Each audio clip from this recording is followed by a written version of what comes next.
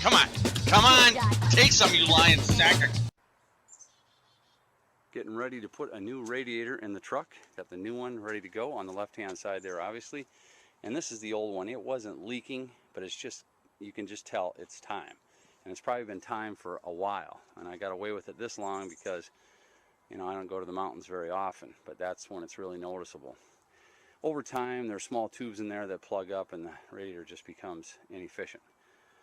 Now, if you're noticing a lot of new parts on the front of this, that's because there's a big story to this. I ended up replacing all these parts. Now my yard looks like Sanford & Son. I think what really touched it off is the radiator core was rusted out at the bottom. I noticed that, so I just decided to tear everything out. That's actually a very common issue in these vehicles and trucks. And because I'm German, I have to replace everything when I'm in there. I just can't replace two hoses, I have to replace them all. Otherwise it'll keep me up at night. I also replaced the crank pulley and the harmonic balancer while I was in there. I just went to town. Air conditioner, condenser, everything. You know, if you're going to go this route over making a payment and buying new, you're going to have to learn how to maintain your vehicle. You're going to have to learn how to replace parts, deal with rust. The question is this easier? Is this route easier than making a payment or buying new? And the answer I have for that is yes, if you work for your money. 7 to 8 out of 10 people are at work right now hating where they are. They're doing crap that's not even going to matter 5 minutes from now, and they hate being there. So the idea of trying to earn money there, to go into debt, to be a slave to somebody else, just doesn't make sense to me. Whereas I get all these cool tools, I get to work on my own vehicle, I build skills and spend time where I want to spend it. And the satisfaction of being able to take care of your own vehicle, build your own vehicle, maintain your own vehicle is going to last a lot longer than buying new. So it's almost like new up front again. I've replaced everything up here. There's the radiator core points, supports. Everything's brand new. Probably good for another 20 years. These are the parts I had left after the job. And theoretically, the truck should be lighter now, so I should be able to get better miles per gallon. In a recent vid, I gave a righteous rant against some of the support engineering that goes into the operation of this engine that GM put out. And I wouldn't take any of it back. It was right on the money and there were no lies in it. One commenter did make a valid point though, and that's that sometimes it's the bean counters that will ruin engineering because they're going to always take the cheaper point hoping it works out. And that may be true for the PMD replacement and maybe the fuel pump. Those are two cheapo crapo things that probably bean counters made happen. But that doesn't excuse the engineering and the vac pump. That's just a complete joke.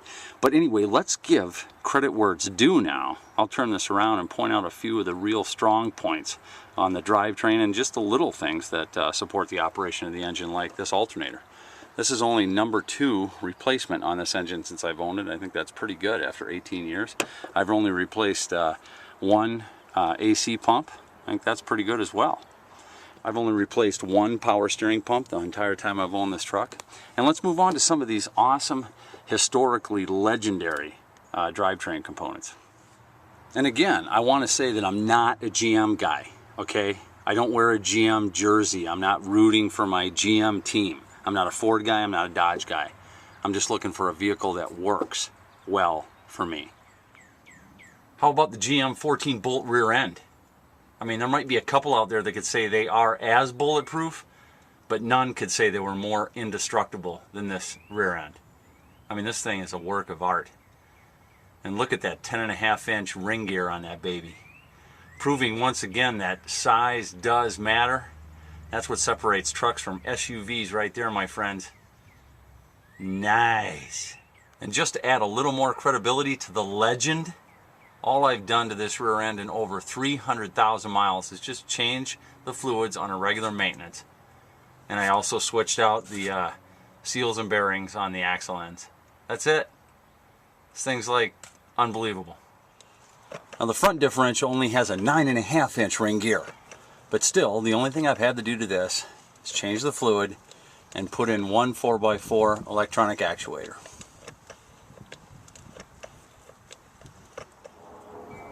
The GM 4L80E transmission.